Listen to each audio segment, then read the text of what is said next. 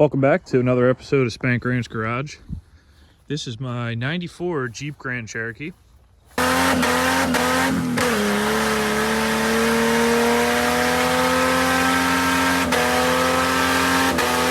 Crap. It's got 5-speed manual transmission. The iconic 4-liter AMC base Jeep motor. Runs great. Unfortunately, needs a starter. Broke something in the front axle, broke the transfer case on my last run.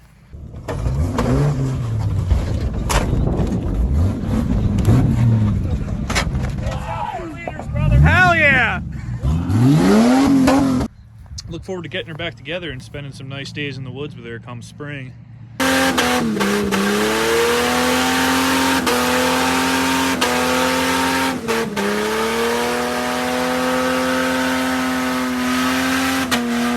Got a couple new body panels here to make it look mint again.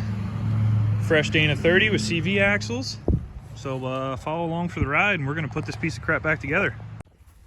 It's important to stay hydrated when operating this vehicle, so I only drink Busch Light and Monster. And that probably explains how it got in the condition that it is.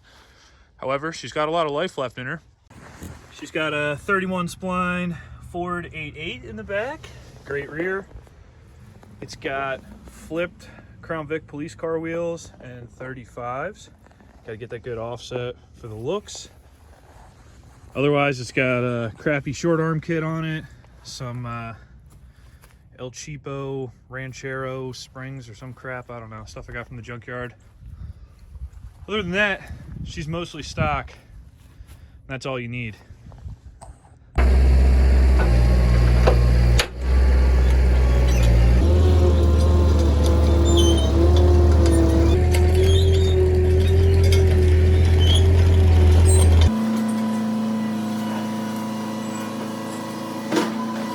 Got her pushed into the shop. First thing I'm gonna do is change out the starter so it'll run again. That way I can drive it in, pull it into the other side of my shop, use the lift. But for now, we'll have to work on the floor. This is the output shaft to the 231 transfer case. She gone. That's the front shaft there. And then thirdly, turn the tire and the pinion doesn't move at all. So I'm gonna have to tear the cover off of that, see if we broke an axle, the spiders, the carrier. We'll see.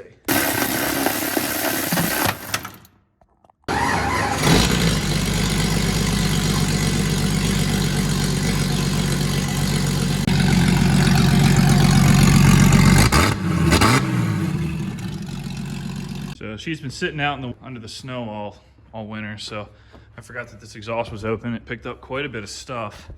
Probably not good for the valves and stuff, but she's electric start again. Oh,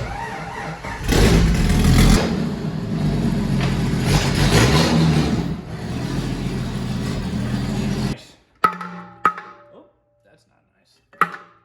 All right, so this is why I wasn't getting a lot of forward bite. Spider gear's broken, center pin's broken. Oh yeah, she's blown out like you know whose hole. Very disappointing quality here from Jeep. I expected better. Hardly did anything to this front end. Very disappointing.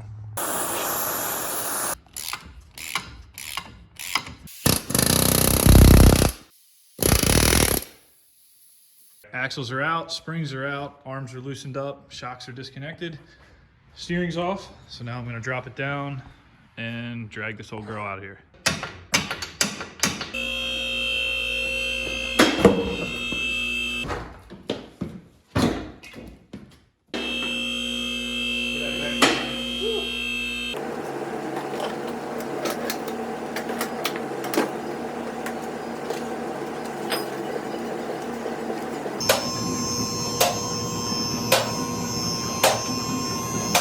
So throw the axle up, get all the arms in with the bolts through.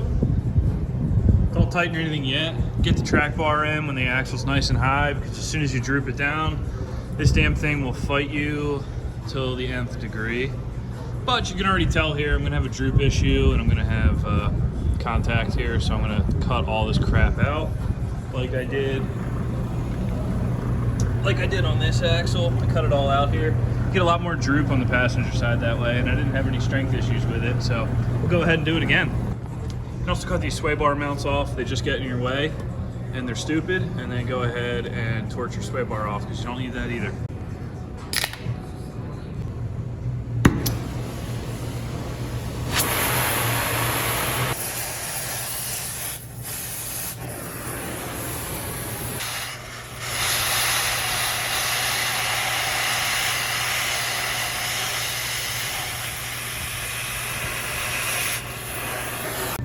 It's important to cut out all that extra crap. Gives you way more droop, no reduction in strength.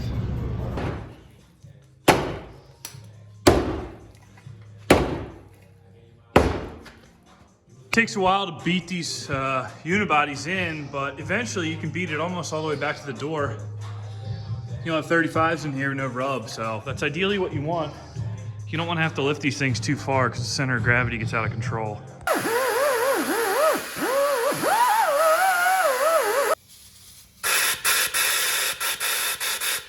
Get a little extra care to clean up these hubs. Get these bores nice and cleaned out. Get the bearings nice and cleaned up. Take all the rust off because you want these things to come in and out easily. You don't want to have to air chisel them on the side of the trail after a hard day of drinking. You break an axle, you want to be able to pull these 3 bolts out, tear the axle out, bearing and all, throw a new one in, get back to drinking. One axle is wrapped up and done, brakes are back on.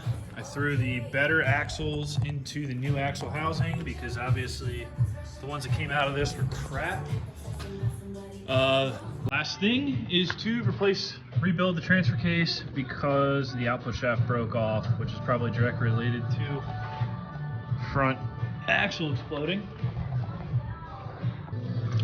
That's looking a little watery to me. Transfer case out, pulled a spare off the shelf. They have different length input shafts. This one's like 3/4 and this one's like, I don't know, 5/8 or something. I know that's like a whole bunch of drama about that with Jeeps, but looking in the trans, I don't see anything that would stop me from putting the longer one in.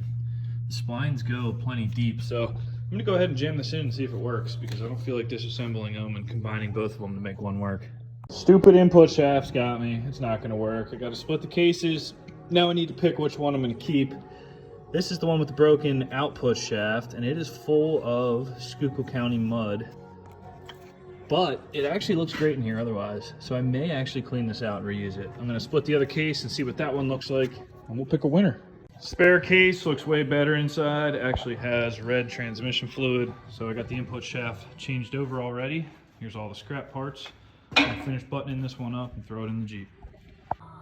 All right, replacement turd is back in place. Fresh U-joint in the front drive shaft. It's a new day and it's a beautiful Saturday.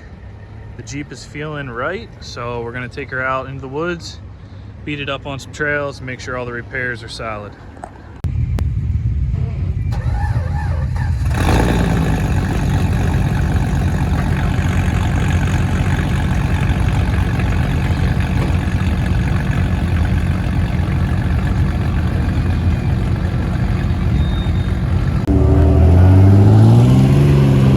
Out here at the hill climbs, got the old turd out here.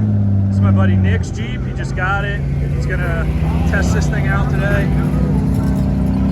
Very busy day out here. It's one of the nicest weekends we've had so far.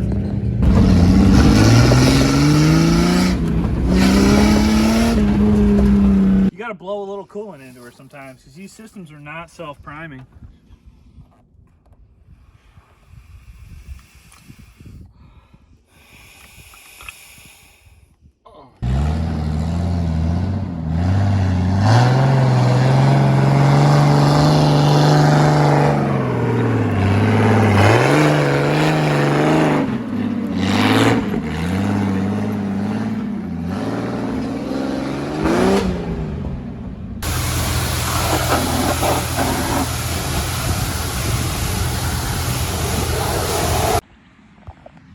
Anyway, got this piece of crap back to the house. Today was cut short, unfortunately. Let's get this hood open, I'll show you why.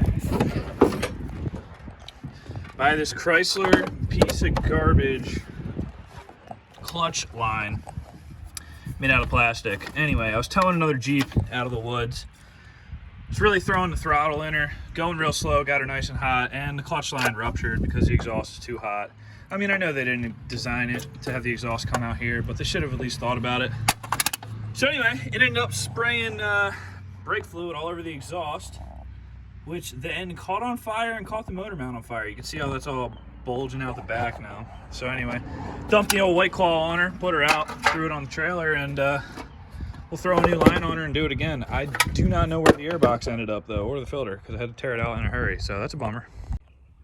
So that wraps up this episode of how to fix your Jeep ZJ Grand Cherokee, whatever this thing is.